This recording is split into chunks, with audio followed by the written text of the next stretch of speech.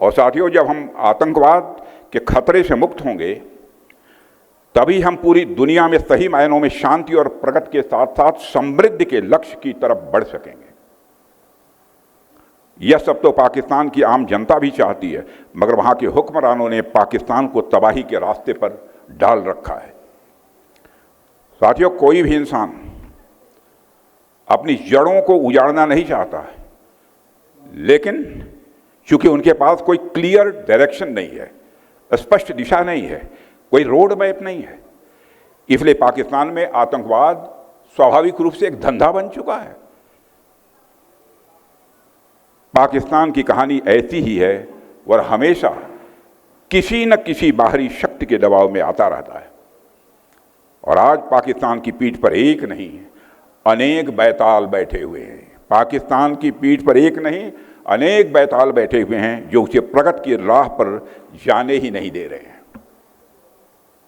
भारत चाहता है कि आतंकवाद पाकिस्तान सहित पूरी दुनिया से खत्म हो, क्योंकि यह पूरी दुनिया के लिए एक गंभीर चुनौती है। साथियों, मैंने तो पहले भी पाकिस्तान को सलाह दी थी और आज मैं फिर से कहना चाहता हूं कि अगर आपसे पाकिस्तान में आतंकवाद के खिलाफ प्रभावी कार्रवाई नहीं हो पा रही है तो भारत आपकी मदद करने को पूरी तरह से तैयार है। और यह बात मैं आज नहीं कह रहा हूं, इसके पहले भी मैं पाकिस्तान को कह चुका हूं। भारत की सेनाएं आतंकवाद के खिलाफ सरहद के इस पार और सरहद के उस पार भी कार्रवाई करने में पूरी तरह से सक्षम है। और यह तो पाकिस्तान ने भी ऑपरेशन सिंदूर के दौरान देख लिया है। मैं समझता हूं और कोई दूसरा प्रमाण देने की जरूरत नहीं है। मगर पाकिस्तान है कि एक जिद्दी बच्चे की तरह मानता ही नहीं। इसलिए पूरी दुनिया के लिए जरूरी है कि पाकिस्तान पर आतंकवाद को लेकर हर तरह का कूटनीतिक, रणनीतिक और आर्थिक दबाव बनाया जाना चाहिए, मैं मानता हूं। साथियों, हमारी सरकार ने आतंकवाद से निपटने के साथ साथ भारत की राष्ट्रीय सुरक्षा को मजबूत करने के लिए नई सोच के साथ नई रणनीति भी अपनाई है। आज जब हम आत्मनिर्भर भारत की बात करते हैं तो उसके सबसे मजबूत स्तंभों में एक है हमारा रक्षा का क्षेत्र, डिफेंस सेक्टर।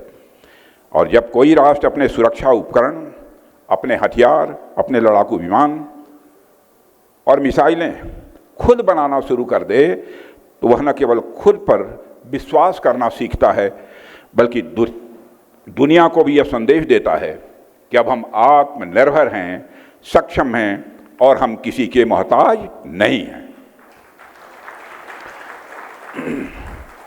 साथियों, भारत आज सिर्फ सीमाओं की रक्षा नहीं कर रहा है, बल्कि एक ऐसी व्यवस्था खड़ी कर रहा है जो हमें सामरिक, आर्थिक और तकनीकी दृष्टि से मजबूत बना रही है। पहले हम रक्षा उपकरणों को, जो डिफेंस सिस्टम्स थे, उनके लिए पूरी तरह से विदेशों पर निर्भर थे, वहाँ से आयात करते थे। लेकिन आज मैं गर्व तो नहीं, गौरव के साथ कह सकता हूँ कि भारत डिफेंस के मामले में बड़ी तेजी के साथ आत्मनिर्भर बन रहा है। और इस ऑपरेशन में बहुत सारे हथियार जो प्रयोग हुए हैं वो भारत की धरती पर बने हुए हैं, भारतवासियों के हाथों से बने हुए हैं। साथियों, भारत के रक्षा क्षेत्र में 2014 के बाद से कई उल्लेखनीय परिवर्तन हुए। हमारे प्रधानमंत्री श्री नरेंद्र मोदी जी के नेतृत्व में भारत के रक्षा क्षेत्र को मजबूती देना यह सरकार की सबसे बड़ी प्राथमिकताओं में से रहा है। और उसके लिए पिछले 11 वर्षों में देश का रक्षा बजट जो 2013-2014 में अप्रॉक्सीमेटली 2.5 लाख करोड़ के आसपास हुआ करता था, अब वह बढ़कर 2024-25 में लगभग 6.5 लाख करोड़ रुपए का हो गया है। केवल डिफेंस का बजट यहाँ तक पहुँच गया, आगे और बढ़ने वाला है। साथियों, आज भारत की सेनाओं के पास केवल इंपोर्टेड हथियार नहीं है, बल्कि इसी देश में बने मिसाइलें, टैंक, अन्य सिस्टम्स और प्लेटफॉर्म्स भी हैं। हमारी अग्नि, पृथ्वी, ब्रह्मोस जैसी मिसाइलें आज दुश्मन को जवाब देने के लिए तैयार खड़ी हैं और ये सब भारत में ही बनी हैं, भारतवासियों के हाथों से बनी है। अब हमारे देश में आईएनएस विक्रांत जैसे एयरक्राफ्ट कैरियर बनाने की भी ताकत है। आपने देखा होगा कुछ ही दिन पहले आईएनएस विक्रांत पर मैं नेवी के जवानों से मिलकर लौटा हूं। साथियों, आपको जानकर सुखद अनुभूति होगी कि आज भारत का डिफेंस एक्सपोर्ट 2014 की तुलना में लगभग 35 टाइम्स बढ़ गया है, 35 गुना बढ़ गया है 2014 की तुलना में।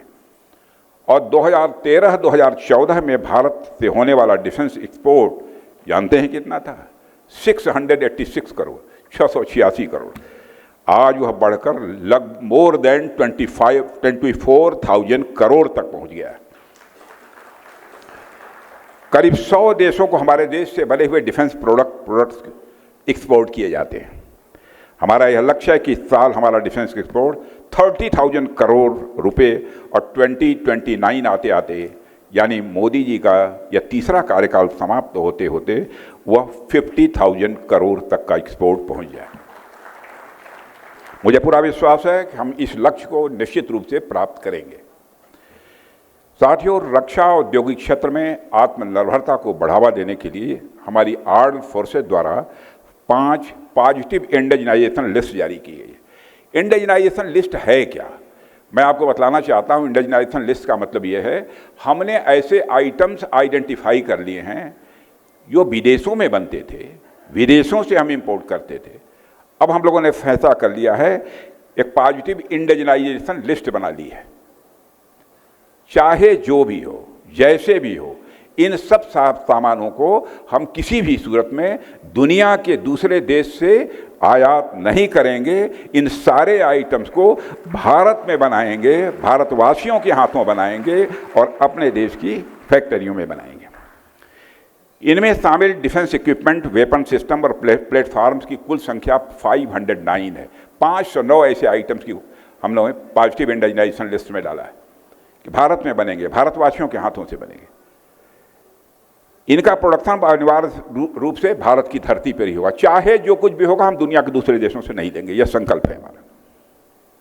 ठीक उसी प्रकार हमारी जो डिफेंस पब्लिक सेक्टर यूनिट्स हैं, उनके द्वारा भी 5 लिस्ट जारी की गई है और इनमें शामिल strategically important LRUs, line replacement units कहते हैं एलआरयूज को, यानी line replacement units, subsystems, spares and components समेत कुल लगभग 5,012 ऐसे आइटम्स हैं जिनको भी हम लोगों ने पॉजिटिव इंडिजिनाइजेशन लिस्ट में डाल दिया है। यानी ये 5,012 आइटम्स भी भारत में बनेंगे, भारतवासियों के हाथों से बनेंगे, भारत की ही इंडस्ट्रीज में बनेंगे। यह भी निष्ठारी के लिए हम बेहद मजबूती से और साथ ही साथ प्लान तरीके से आत्मनिर्भर और सशक्त रक्षा के क्षेत्र में साथियों आगे बढ़ रहे हैं। साथियों, जब हम मेक इन इंडिया की ओर बढ़ रहे हैं तो हम उस समय हमने डोमेस्टिक कंपनीज के इंटरेस्ट को भी ध्यान में रखा है और ध्यान में रखना भी होगा।